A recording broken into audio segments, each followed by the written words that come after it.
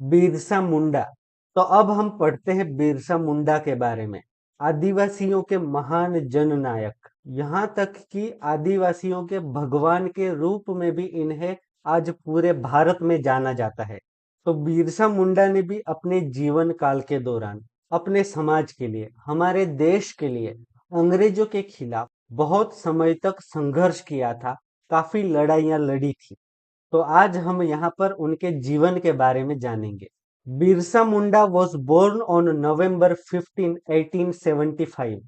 तो बिरसा मुंडा का जन्म 15 नवंबर 1875 में हुआ था। His father's name was Sugna Munda and mother's name was Karmi Mundaina. और बिरसा मुंडा के पिताजी का नाम सुगना मुंडा था और उनकी माताजी का नाम करमी मुंडाइना हुआ करता था। Birsa's childhood was spent grazing sheep and goats, playing the flute and playing in arena।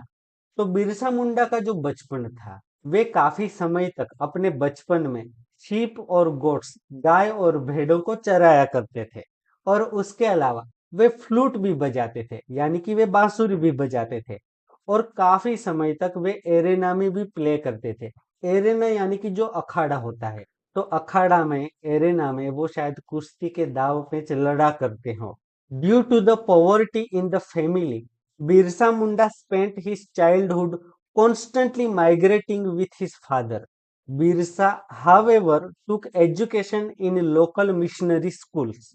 तो क्योंकि उस समय पर बिरसा मुंडा के परिवार की आर्थिक परिस्थिति बिल्कुल भी अच्छी नहीं थी, काफी ज्यादा पॉवर्टी थी और इतनी गरीबी में उन्हें हर समय एक जगह से दूसरी जगह उनके परिवार को ट्रैवल करता रहना पड़ता था। कहीं पर शायद कुछ काम मिल जाए, वे काम किया करते हो। अगर वे फार्मिंग भी करते हो एक समय पर, तो उस समय पर भी शिफ्टिंग एग्रीकल्चर चला करता था। तो कॉन्स्टेंटली उनका जीवन एक जगह से दूसरी जगह माइग्रेट होने में ही काफी सारे साल चले गए थे। हालांकि जब भी वे किसी जगह पर रहे हो, तो जो लोकल मिशनरी स्कूल्स हुआ करते थे, यानी कि जो क्रिश्चियन मिशनरी स्कूल्स हुआ करते हैं, तो उन स्कूल्स में, मिशनरी स्कूल में बचपन में उन्होंने अपना एजुकेशन कंप्लीट किया था। तो लोकल मिशनरी स्कूल से उनकी पढ़ाई हुई थी। He had heard about the struggle between the Munda people and the Dikus, outsiders, in his childhood. He wore Janoi. He also worked with Vaishnav preachers. At a young age, he engaged himself in the work of upliftment of the tribal society। और अपने बचपन से ही उनका जो कुछ इस तरह से जीवन चला करता था कि एक जगह से दूसरी जगह उन्हें माइग्रेट होना पड़ता था। लेकिन उन परिस्थितियों में उन्होंने काफी बार सुना था, जो कि मुंडा, जो कि आदिवासी लोग थे, और दिकुस, जो कि आउटसाइडर्स थे, जो बाहर से लोग आकर आदिवासी एरियाज में बसा करते थे, शायद उनके जो राइट्स थे, उनकी जो लैंड थी, उस पर वो लोग, दूसरे लोग हक जमा लेते थे। तो आदिवासियों के बीच में और ये जो दिकुश थे, इनके बीच में काफी सारे संघर्ष चलते रहते थे, काफी सारी लड़ाइयां चलती थी। तो बचपन से ही बिरसा मुंडा ने इनके बारे में काफी ज्यादा सुना था। और बिरसा मुंडा जो थे, वे जनेऊ भी पहनते थे, जनेऊ जो होता है। और उसके अलावा काफी सारे जो वैष्णव प्रीचर्स, यानी कि जो वैष्णव जो संप्रदाय होता है हिंदू धर्म में, उसके जो प्रचारक होते थे, उनके साथ भी उन्होंने काम किया था। और अपनी कम उम्र में ही बिरसा मुंडा को आप यहाँ पर देख सकते हैं, वे काफी ज्यादा यंग हुआ करते थे जब उन्होंने अपने समाज के लिए, आदिवासी समाज के लिए, उनके उद्धार के लिए, उनके विकास के लिए, उनके उत्कर्ष के लिए काम करना शुरू कर दिया था। तो बिरसा मुंडा ने जो आदिवासी समाज के लिए कार्य शुरू किया था, उस मूवमेंट को हम जानते हैं उल गुलान मूवमेंट के नाम से। और आज तक यही टर्म हम यूज करते हैं जब भी आदिवासियों को कुछ प्रदर्शन करना होता है, कुछ मूवमेंट करनी होती है या कुछ रिवोल्ट करना होता है, तो उसे उल गुलान का नाम दिया जाता है। तो अब हम यहाँ पर जानते हैं कि यह जो उल गुलान मूवमेंट थी, ये सबसे पहली बार बिरसा मुंडा के द्वारा किस तरह से चलाई गई थी। The exploitation of the tribals by the pro British money lenders, jagirdars, and landlords reached to its extreme. It had a profound effect on Birsa Munda. Birsa Munda led the mass movement of Ul Gulan in 1895. तो काफी सारे जो pro British money lenders थे, money lenders यानी कि जो लोग ब्याज पे लोन दिया करते थे, पैसे उधार दिया करते थे, उसके अलावा जो जागीरदार होते थे और जो लैंडलॉर्ड्स यानी कि जो जमींदार हुआ करते थे, उन सब के द्वारा आदिवासियों के प्रदेश में जिस तरह से आदिवासियों का शोषण किया जा रहा था, ये उस समय पर अपनी चरम पर था। बहुत ज्यादा अत्याचार किया जा रहा था, बहुत ज्यादा शोषण किया जा रहा था ट्राइबल्स का इन जमींदारों के द्वारा, जागीरदारों के द्वारा और मनी लेंडर्स के द्वारा। और यह सब देखकर इसका बहुत ज्यादा असर पड़ा था बिरसा मुंडा पे। उन्होंने अपने यंग एज में ही ये सब देखा था। ये सब देखकर उन्हें बुरा लगता था। उन्हें अपने समाज के हितों की रक्षा के लिए कुछ करना था, जिसकी वजह से 1895 में जब बिरसा मुंडा सिर्फ 20 साल की युवावस्था में हुआ करते थे, तभी उन्होंने एक मास मूवमेंट चलाया था, एक बहुत बड़ा आंदोलन चलाया था, जिसे कि हम उल गुलान के नाम से जानते हैं। The movement had an impact on about 400 square miles in the Chota Nagpur region of south Bihar. और उन्होंने जो इतना बड़ा मूवमेंट चलाया था, वो करीबन 400 स्क्वायर माइल्स के एरिया में फैला हुआ था। छोटा नागपुर और साउथ बिहार के आसपास पे बहुत बड़े प्रदेश में एक 20 साल के युवा आदिवासी नेता के द्वारा ये आह्वान किया गया था और उनकी बातें चारों ओर फैल गई थी। उस समय पर ना तो सोशल मीडिया का जमाना था, ना ही न्यूज़पेपर्स हुआ करते थे। ऐसे जमाने में बिरसा मुंडा की जो बातें थी, वो लोगों को बहुत ज्यादा अफेक्ट करती थी, वो बहुत ज्यादा लोगों पे प्रभाव डालते थे। जैसा कि आप यहाँ पर पिक्चर में भी देख सकते हैं, बहुत ही प्रभावशाली तरीके से वे लोगों पे भाषण देते थे और लोग उनकी बातों से काफी ज्यादा प्रभावित होते थे और वे काफी ज्यादा इंस्पायर्ड होते थे। द मुंडास claimed that छोटा नागपुर belonged to them.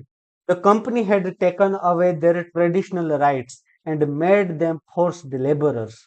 और यह जो पूरा उल गुलान मूवमेंट था, तो मुंडा आदिवासियों के द्वारा ये कहा जाता था कि छोटा नागपुर का पूरा आसपास का जो प्रदेश था, यह आदिवासियों का प्रदेश है।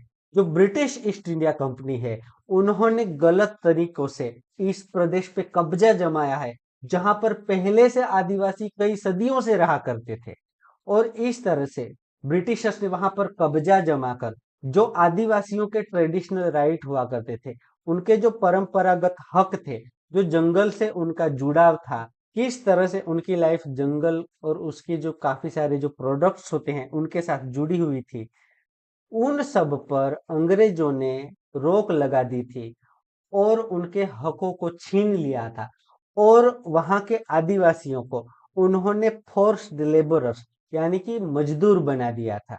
और ऐसी परिस्थिति में आदिवासियों को जागरूक करने के लिए, उन्हें इकट्ठा करने के लिए बिरसा मुंडा ने ये उल गुलान मूवमेंट चलाया था। In the mass movement Birsa Munda called on the tribes to stop drinking alcohol and keep the house and village clean and not to believe in witchcraft. और यह जो पूरा उल गुलान मूवमेंट था, उस दौरान बिरसा मुंडा ने लोगों से अपील की। उन्होंने अपने समाज के जो आदिवासी समाज के लोग थे, उनको इंस्पायर किया। उन्होंने लोगों से अपील की कि वो लोग अल्कोहल ड्रिंक करना बंद कर दे। जो शराब होती है, वो लोगों को नहीं पीनी चाहिए। उसके अलावा सिर्फ शराब ही नहीं, और तरह के जो एडिक्शंस होते हैं, जो व्यसन होते हैं, उनसे लोगों को दूर रहना चाहिए। यह बात बिरसा मुंडा के द्वारा लोगों को कही जाती थी। उसके अलावा वे लोग अपना घर और अपना जो गांव है उसको स्वच्छ रखें। और कोई भी लोग not to believe in witchcraft, witchcraft यानी कि जो जादू टोना होता है, उन सब में कहीं पर भी आदिवासियों को इन अंधश्रद्धाओं में नहीं मानना चाहिए, अंधश्रद्धाओं में नहीं पड़ना चाहिए। ये उस समय पर भी बिरसा मुंडा के द्वारा अपील की गई थी। लोगों को उनके द्वारा आह्वान किया गया था कि वे लोग स्वच्छ रहें, व्यसन से दूर रहें और किसी भी अंधश्रद्धा में न माने। ही urged the Mundas to live according to their glorious past and stay at one place and do cultivation। और उन्होंने जो मुंडा जनजाति के लोग थे उन्हें आह्वान किया कि वो लोग अपने भव्य इतिहास को याद करें, अपने भव्य इतिहास के अनुसार जिएं। किस तरह से उन लोगों ने हमेशा से एक स्वतंत्र जीवन जिया है और उनका जो गौरवशाली इतिहास रहा है, तो वे लोग उस तरह से जिए। और उसके अलावा वे लोग एक ही जगह पर रहें और वहीं पर रहकर वे लोग खेती करें, यानी कि इस तरह से वे लोग एक स्थायी जीवन जी सकते हैं। Every word of Birsa Munda was very well followed by the Munda community. The British were afraid of the Birsa movement. The tribes wanted to establish Munda Raj under the leadership of Birsa Munda. When the agitation spread, the British falsely accused Birsa Munda of obstructing the administration and arrested him in 1895। और बिरसा मुंडा के द्वारा कहा जाने वाला हर एक शब्द पूरे आदिवासी समाज के द्वारा पूरी तरीके से फॉलो किया जाता था कि उनके नेता ने जो भी आह्वान किया हो वो पूरी तरीके से उसका पालन करते थे। और यह सब देखकर जो ब्रिटिशर्स थे वे लोग भी डरने लग गए थे। उनको बिरसा मुंडा की जो उल गुलान मूवमेंट थी उससे डर लगने लगा। अंग्रेजों को बिरसा मुंडा से डर लगने लगा था, क्योंकि जो ट्राइबल्स थे वहां के जो आदिवासी थे वो लोग बिरसा मुंडा की लीडरशिप में वहां पर मुंडा राज स्थापित करना चाहते थे। वो लोग चाहते थे कि बिरसा मुंडा उनके लीडर बने, उनके राजा बने, वे उन पे शासन करे, ना कि वे लोग अंग्रेजों के शासन में रहे। और जब इस तरह से उल गुलान मूवमेंट बहुत ज्यादा प्रदेशों में बहुत ज्यादा तेजी से फैल रहा था, उस समय पर उस मूवमेंट के डर से, उल गुलान मूवमेंट के डर से अंग्रेजों ने बिरसा मुंडा पे झूठे आरोप लगाए। और झूठे आरोप लगाकर उन्होंने ये कहा कि वे जो गवर्नमेंट का एडमिनिस्ट्रेशन है उनके कार्य में बाधा डालते हैं, गवर्नमेंट को वो सही तरीके से फ्रीली काम नहीं करने दे रहे हैं। इस तरह के झूठे आरोप लगाकर बिरसा मुंडा को उन्होंने 1895 में अरेस्ट कर लिया था। आप यहाँ पर उस समय पर बिरसा मुंडा जो कि आदिवासियों के महान नेता हैं उनकी रियल पिक्चर भी देख सकते हैं। जब 1895 में उन्हें अरेस्ट कर कर रांची जेल में स्टे के लिए ले जाया गया था। 2 years later, Birsa Munda was released from prison in 1897 and rejoined the public awareness movement। और 2 साल बाद उन्हें रिलीज कर दिया जाता है जेल से 1897 में, 1897 में। और उसके बाद फिर से उन्होंने लोगों को जागृत करने का, लोगों को अवेयर करने की जो अपनी मूवमेंट थी वो फिर से उन्होंने कंटिन्यू की थी। He strengthened the white-flagged Birsa Raj and movement against Dikus and the Europeans। Birsa Munda died in 1900। The Birsa Munda movement slowed down and the British found a favorable time to expand their empire। तो बिरसा मुंडा ने जब jail से वापस आने के बाद फिर से लोगों को अवेयर करने का अपना कार्य जारी रखा, उस समय पर उन्होंने उनका जो प्रभाव था, उनका जो राज उस एरिया में चल रहा था, जो व्हाइट फ्लैग्ड बिरसा राज लोग एस्टैब्लिश करना चाहते थे, उसको उन्होंने बहुत ज्यादा स्ट्रेंथन किया, लोगों को इकट्ठा किया और साथ मिलकर उन्होंने गवर्नमेंट के खिलाफ विद्रोह लड़े। और उनकी जो ये सारी मूवमेंट थी, जो उनकी लड़ाई थी, जो कि दिकुस यानी कि जो आउटसाइडर्स थे, जो कि ट्राइबल एरियाज में रहा करते थे, और उसके अलावा जो यूरोपियंस थे यानी कि जो अंग्रेज थे, तो उनके खिलाफ उन्होंने अपनी लड़ाइयों को और ज्यादा तेज गति से आगे बढ़ाया। लेकिन उसके कुछ ही समय बाद 1900 में बिरसा मुंडा की डेथ हो जाती है। कहा जाता है कि जब 1895 में उन्हें जेल में ले जाया गया था और 1897 में जब उन्हें रिलीज किया गया था, उसी समय के दौरान उन्हें स्लो पॉइजन दिया गया था ब्रिटिश गवर्नमेंट के द्वारा, जिसकी वजह से उन्हें काफी सारे हेल्थ प्रॉब्लम्स हो गए थे। उनकी तबीयत भी सही नहीं रहती थी, बॉडी काफी ज्यादा कमजोर हो गई थी, जिसकी वजह से एक समय पर तबीयत और ज्यादा खराब होने की वजह से 1900 में बिरसा मुंडा जी की डेथ हो जाती है। और उनकी डेथ के बाद जो उल गुलान मूवमेंट था वो भी स्लो डाउन हो जाता है, वो भी धीमा पड़ जाता है, मंद हो जाता है। और जो ब्रिटिश गवर्नमेंट थी, उन्हें एक अच्छा मौका मिल जाता है अपना साम्राज्य जो था वो छोटा नागपुर और उसके आसपास के कई सारे प्रदेशों में और ज्यादा विस्तार करने के लिए। हमें यहाँ पर बिरसा मुंडा मूवमेंट के बारे में कुछ इंफॉर्मेशन दी गई है। The Birsa Munda movement was to achieve some ideals. He wanted to liberate the people of the community from the exploiters inside and in Europe. He wanted to make the Mundas invincible against tyranny. There was active participation of women in this movement. Although there was some violence on some occasions, the movement had a low level of hatred and high level of development. Birsa Munda ने यह जो सारा movement चलाया था, वो कुछ ideals को, कुछ आदर्शों को पाने के लिए चलाया था। वे चाहते थे कि वे अपने समाज को, आदिवासियों को, जो देश के अंदर के कुछ लोग थे जो कि उनका शोषण करते थे, उसके अलावा यूरोपियंस जो कि देश के बाहर के लोग थे, वो भी जो कि यहाँ पर आदिवासियों का शोषण करते थे, तो इन दोनों तरीके के लोगों के शोषण से वो उनके मुक्त कराना चाहते थे। और उसके अलावा जो मुंडा समाज के लोग थे, वे उन्हें कभी न हारने वाले एक मजबूत योद्धा की तरह तैयार करना चाहते थे, जितने भी शोषणखोर लोग थे उनके खिलाफ। और इन्होंने ये जो सारा मूवमेंट चलाया था, उसमें कई सारी स्त्रियों ने भी बहुत एक्टिवली पार्टिसिपेट किया था। उस समय पर हमें काफी ज्यादा एक्टिव विमेन पार्टिसिपेशन देखने को मिलता है, जो कि एक बहुत अच्छी बात थी। और कुछ इंसिडेंट्स ऐसे हुए इस मूवमेंट के दौरान कि जहां पर हिंसा भी हुई थी, लेकिन ज्यादातर जो समय था, उनका मोटिव यही था, उनका आदर्श यही था कि इनके उल गुलान मूवमेंट में हेट्रेड, नफरत कम से कम रहे और जो लोगों का डेवलपमेंट है, लोगों का जो विकास है, वो ज्यादा से ज्यादा हो। तो बिरसा मुंडा भारत के महान स्वतंत्र वीरों में से एक है। और भारत के आदिवासी समाज में तो इनकी इम्पोर्टेंस बहुत ही ज्यादा है। बिरसा मुंडा का जीवन सिर्फ 25 सालों का रहा, लेकिन इन 25 सालों में उन्होंने जो अपने समाज के लिए काम किया, अपने देश के लिए जो बलिदान दिया, उसके लिए उनकी महानता को, उनकी वीरता को आज भी नमन किया जाता है। अपने सिर्फ 25 वर्षों के जीवन में इन्होंने इतने लोगों को प्रभावित किया, इतने सारे लोगों को प्रेरणा दी कि आज ये भारत के आदिवासी समाज में भगवान की तरह पूजे जाते हैं।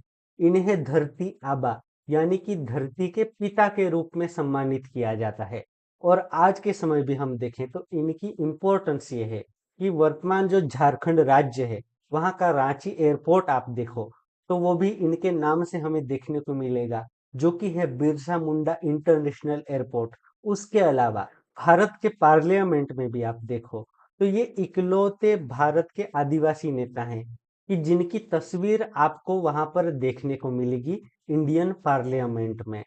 और उसके अलावा झारखंड स्टेट जो कि एक समय पर बिहार राज्य का हिस्सा हुआ करता था, उन्होंने भी अपना जो राज्य दिवस है, जब नए राज्य की स्थापना हुई थी, वो दिन उन्होंने बिरसा मुंडा जी की जो जन्म जयंती है 15 नवंबर, वही दिन को उन्होंने पसंद किया था। तो आज भी झारखंड का जो राज्य दिवस है वो 15 नवंबर यानी कि बिरसा मुंडा जी की जो जन्म जयंती है उसी दिन मनाया जाता है। तो यहाँ पर हमारा class 8 social science unit 2 British rule in India from 1757 to 1857, यह चैप्टर हमारा यहाँ पर ओवर होता है। आई होप आपको यह पूरा चैप्टर अच्छी तरह से समझ आया होगा। Thank you so much for watching. धन्यवाद।